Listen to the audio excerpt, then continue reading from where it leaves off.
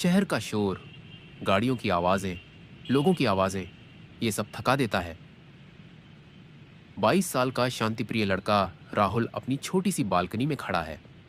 उसकी आंखें बंद हैं और वो थोड़ा चिंतित और हारा हुआ लग रहा है। उसका मन शांति की तलाश में है।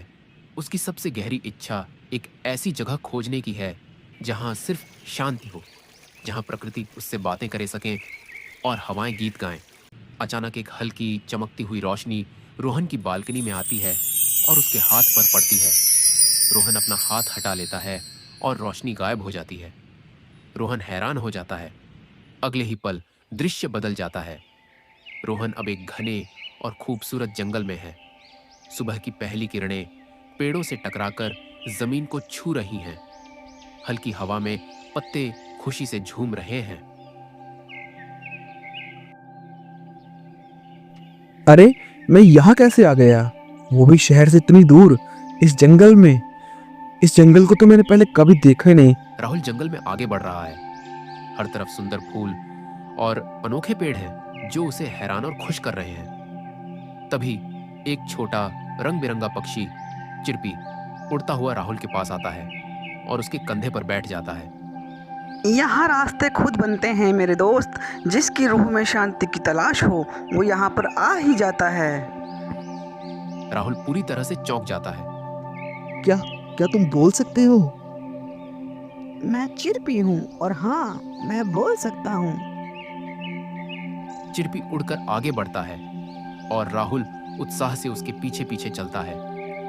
वो एक बड़े पुराने पेड़ के पास पहुंचते हैं जिसका चेहरा है और जो बहुत बुद्धिमान और शांत लग रहा है। चिरपी बताता है कि ये ग्रूड बाबा हैं, जंगल के सबसे पुराने दोस्त।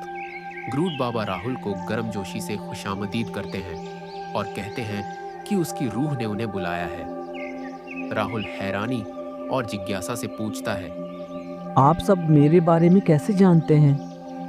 प्रकृति सब जानती है। तुम्हारे अंदर की शांति की खोज ने तुम्हें यहाँ लाया है। तभी एक खूबसूरत हिरन माया उनके पास आती है।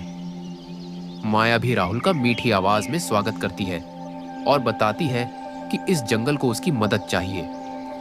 राहुल चिंतित होकर मदद का कारण पूछता है। मदद? कैसी मदद?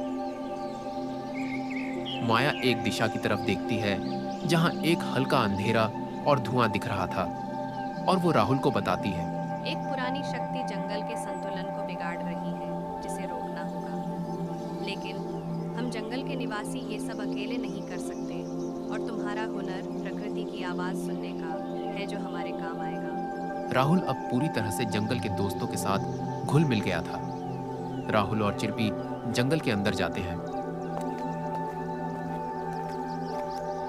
राहुल अब आसपास की आवाजें ज्यादा साफ सुन पा रहा था। वो पत्तों की सरसराहट में कुछ सुनता है, दुख और दर्द की आवाज। चिरपी, क्या तुम्हें सुनाई दे रहा है? पेड़ कुछ कह रहे हैं, वो दुखी हैं। हाँ राहुल, ये दुख उन काली शक्तियों की वजह से है। हमें जल्द से जल्द माया की दिखाई हुई जगह पर जाना होगा। ये सब वहीं पर जाकर सही हो सकता है।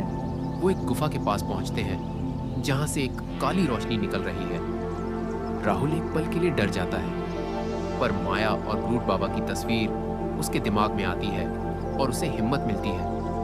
वो साहस से गुफा के अंदर चलने का फैसला करता है। चिरपी, चलो अंदर चलते हैं।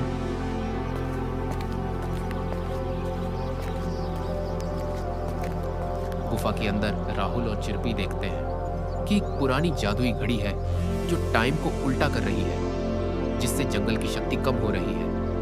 राहुल हैरान और चिंतित होकर कहता है, ये क्या चीज है चिरपी? ये काल संकट घड़ी है। इसी की वजह से तो वो काली शक्तियाँ जागरूक हुई हैं जो हमारे सुंदर से वातावरण को दुख पहुंचा रही हैं। राहुल अपनी आंखें बंद करता है और पूरी तरह से प्रकृति की आवाजों पर ध्यान देता है। उसके हाथ से एक हल्की रोशनी निकलने लगती है। राहुल को एकदम से पता चल जाता है कि क्या करना है। वो अपना हाथ घड़ी की तरफ बढ़ाता है। उसके हाथ की रोशनी घड़ी से टकराती है और घड़ी धीरे धीरे ठीक होने लगती है। जंगल का संतुलन ठीक हो जाता है और जंगल फिर से खुशी से खिल उठता है। फूल फिर से खिल उठे हैं और पेड़ खुशी से झूम रहे हैं। राहुल, चिरपी, माया और क्रूर बाबा सब बेहद खुश हैं। राहुल की आंखों में जो चमक थी उससे साफ पता चल रहा था कि उसकी असली शांति और उसके असली दोस्त कहाँ हैं। रोशनी तेज होती है और रोहन की बालकनी का दृश्य वापस आता है। रोहन अब भी बालकनी में है, पर अब उसके चेहरे पर गहरी शांति और संतुष्टि है। उसके हाथ में एक छोटा चमकता हुआ पंख है जो चिरपी का है। राहुल अब भी शहर में है और उसके अंदर की शांति बदल गई है। वो जानता है कि उसकी जादुई दुनिया अब भी उसके साथ है, उसके दिल के करीब। अगर आप लोगों को ये वीडियो पसंद आई हो तो प्लीज़ वीडियो को लाइक करें, चैनल को सब्सक्राइब करें एंड बेल नोटिफिकेशन दबाना ना भूलें।